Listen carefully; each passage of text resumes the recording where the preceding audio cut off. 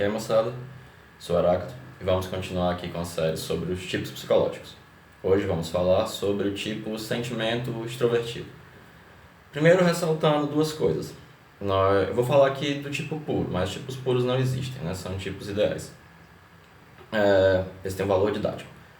E o sentimento ele não se deixa capturar pelo pensamento. Então, no máximo, a gente faz aqui uma descrição intelectual do sentimento. Apesar de que o tipo sentimental extrovertido ele é passível de descrição, mesmo essa descrição intelectual que eu vou fazer aqui, né? Então, o sentimento extrovertido ele tem uma característica de que ele é determinado pelos objetos. E o aspecto subjetivo desse tipo de sentir, ele é reprimido ao máximo. Ele não tem um caráter subjetivo, ele corresponde às expectativas objetivas, seja dos objetos concretos, seja da situação objetiva, seja dos valores tradicionais ou qualquer outro tipo de valor que seja considerado como socialmente ou coletivamente aceito. Eles não têm um caráter subjetivo, eles se originam dos objetos. A gente vai ver isso com mais calma. Mas ainda assim eles têm um caráter pessoal, por mais que não tenham um caráter subjetivo. E esse caráter pessoal é o que dá o charme e o frescor desse tipo de sentimento. Mas ele pode acabar perdendo mesmo esse caráter pessoal. Então o que acontece? Como é que funciona esse tipo de sentimento extrovertido? Ele é determinado em larga medida pelos objetos, ou completamente pelos objetos, e ele vai achar alguma coisa, valorizar alguma coisa de acordo com parâmetros objetivos. O Jung usa alguns exemplos interessantes do tipos, né? Por exemplo, você vai à casa de alguém e lá tem um quadro. Você vai dizer que esse quadro é belo porque ele está lá exposto, porque ele é assinado por uma pessoa famosa, porque é a coisa adequada a se dizer, né, que é belo, porque poderia quebrar, contrariar o dono da casa, ou você percebe que a pessoa criou um clima sentimental adequado, então tudo deve ser sentido como agradável. Então, o seu sentimento se origina disso.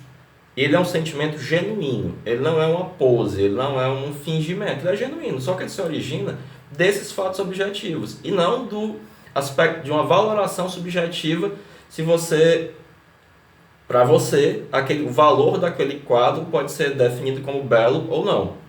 Nesse sentido, o sentimento extrovertido ele é extremamente importante em termos sociais.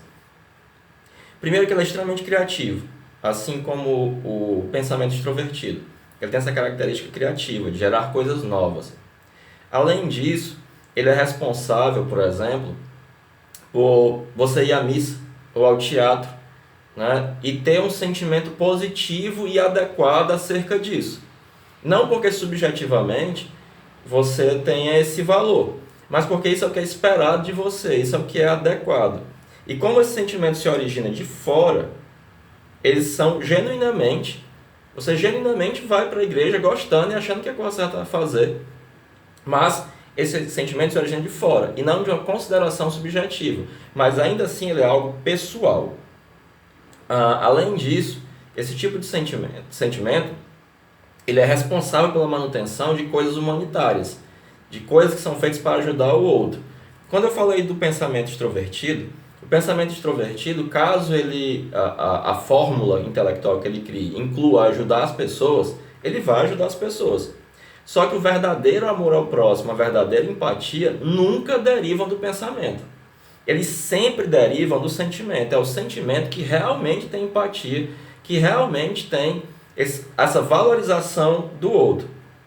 Além disso, o sentimento extrovertido é responsável pelas modas. Quando surge uma moda e todas as pessoas consideram que aquilo é legal, é bom, é belo, a pessoa do sentimento extrovertido, ela vai achar que aquilo é bom e belo, genuinamente. Não é porque ela é boba, não é porque ela leva Maria vai com as outras, não é porque o sentimento dela, por mais que seja pessoal, não é subjetivo. Ele se origina de fora. Então, se todo mundo está achando que uma coisa é boa, aquela coisa deve ser boa. Isso é algo genuíno. Não é um fingimento, não é nada disso. Então, assim como o pensamento extrovertido, o sentimento extrovertido tem um valor social da maior importância. Inclusive, Isso se manifesta no tipo sentimento extrovertido na escolha amorosa. O indivíduo, o sujeito, a pessoa que tem esse tipo, ela vai se casar ou vai encontrar um parceiro amoroso adequado. O parceiro amoroso esperado dela, de acordo com a sua idade, posição social, recursos, o tamanho e importância da família, etc, etc, etc. E esses são chamados casamentos razoáveis. E Jung afirma que não são dos piores. E ela genuinamente gosta do marido. E ela nem se suspeita, a pessoa nem suspeita que tem um valor subjetivo, mas que é inconsciente, que significaria algo com relação à escolha sentimental. E essa pessoa vai gostar do marido ou da esposa ou dos filhos enquanto eles forem convencionais. Enquanto eles corresponderem à expectativa geral, objetiva, que se tem de um marido e de um filho. E esse sentimento será absolutamente genuíno. Quando é que o sentimento extrovertido começa a ficar complicado, né? Quando ele é assimilado pelo objeto. À medida que o valor afetivo do objeto aumenta, a pessoalidade desse sentimento se perde e a pessoa é assimilada pelo objeto. A coisa que mais perturba o pensamento é o sentimento. E nada perturba mais o sentimento do que o pensamento. O que acontece? Essas pessoas, não é que elas não pensam, que elas sejam bobas. Ao contrário, elas podem pensar bastante e podem, inclusive, ser bem espertas. Mas o pensamento delas é só um complemento epimeteico do sentimento. E a espinha dorsal do pensamento foi quebrada. A lógica fria dele foi quebrada. Tudo aquilo que contraria o sentimento não é pensado. Elas não conseguem pensar o que elas não sentem. Elas só conseguem pensar o que elas sentem. Tudo mais, o pensamento é relegado ao inconsciente. A lógica fria, realmente, é relegada ao inconsciente. E esse pensamento ele fica sendo compensatório. Só que quando você é absorvido pelo objeto e perde sua pessoalidade, há uma dissociação dos sentimentos. E esses sentimentos, eles passam a ser contraditórios. E quando eles se tornam contraditórios, no momento você está sentindo uma coisa maravilhosa, no outro aquele mesmo objeto, que tem um valor extremamente elevado para você, e que você foi assimilado pelo objeto e perdeu sua pessoalidade, passa a significar uma coisa completamente diferente, negativa. Você fica numa oscilação de sentimento e passa a aparecer uma valoração sentimental exagerada. Nesse caso, né, quanto mais elevado o valor afetivo, né, do objeto, você se torna assimilado ao objeto e perde essa pessoalidade, surge essa dissociação. Para o observador externo, ele passa a não ser mais capaz de levar a sério essas valorações sentimentais, porque elas parecem ser fingidas, elas perdem o caráter pessoal. Elas podem até preencher um caráter estético convencional, mas nunca o caráter pessoal, que é de onde provém o charme, né, desse tipo de sentimento. E aí o que acontece? O pensamento, que era compensatório, ele passa a existir em oposição.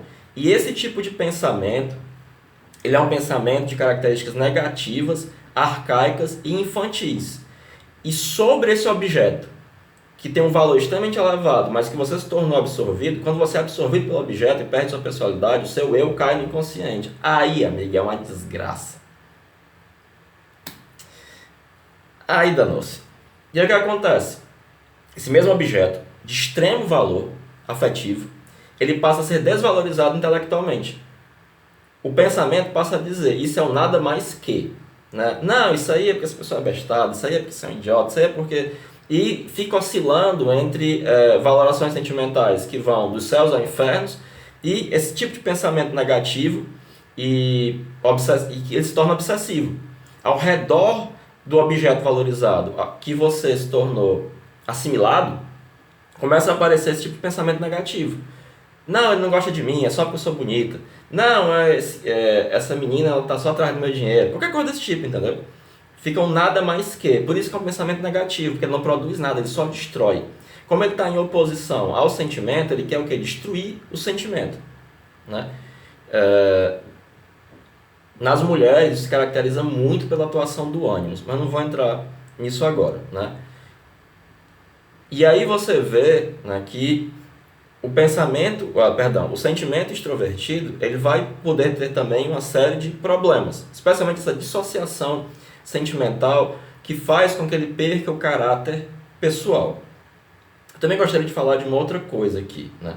No tipos, Quando o Jung vai falar do tipo de sentimento extrovertido, ele vai dizer duas coisas que hoje em dia as pessoas acham estranhas, mas eu vou explicar. Eu nem explicar, mas vou explicar. Ele diz assim, o sentimento é mais característico das mulheres, é mais preponderante nas mulheres. E esse tipo, em geral, é encontrado em mulheres. O que acontece?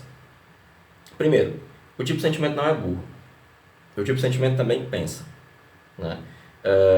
Acontece que quando o Jung diz, as pessoas dizem, ai, ele está desvalorizando as mulheres. Tá não, filho. Tá não. Sabe por quê? Sabe o que é que o Jung fala sobre o sentimento? O sentimento, para um analista, é a função mais importante. A função mais importante de todas. Em psicologia, o sentimento é a função mais importante. Acontece que, em termos científicos, como a ciência valoriza o pensar, ele é reprimido ao máximo. E a gente não é acostumado a sentir, a usar o sentimento, né? Além disso, no método comparativo, sem o sentimento a coisa não vai, porque em termos de pensamento, tudo é igual a tudo. E o sentimento ele é fundamental para a coesão social. Para que você só sente realmente, gosta mesmo de uma pessoa, não em termos intelectuais. O intelecto é frio, mas sim em termos do calor sentimental. Além disso, a nossa sociedade valoriza o pensamento. A minha hipótese, e essa é uma hipótese, posso estar completamente errado, é o seguinte: vive numa sociedade machista.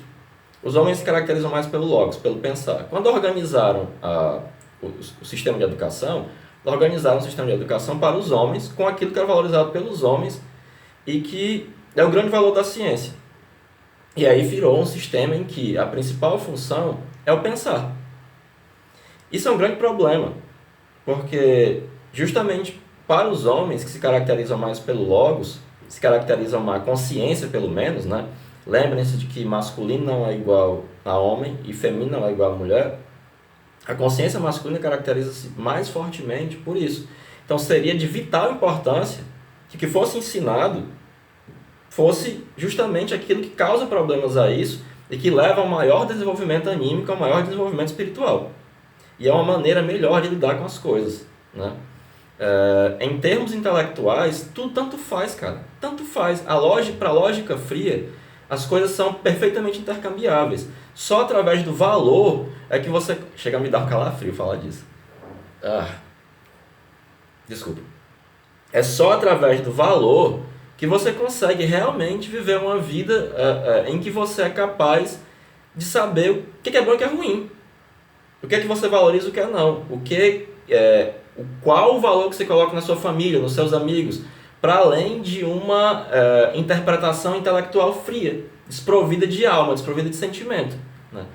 Então, quando o Jung está dizendo isso, ele está dizendo que há algo de fundamental valor, inclusive para a psicologia, para a arte, para o cara de asa todo, nas mulheres. Só que aí você está acostumado a achar que o pensamento é a grande porcaria, e aí você vai dizer, olha só, ele está dizendo que não é, galera, o pensamento é um quarto do mundo, na melhor das hipóteses. Ele é muito legal. Eu sou um tipo intelectual. Eu acho interessante, eu tenho muita dificuldade de lidar com meus sentimentos.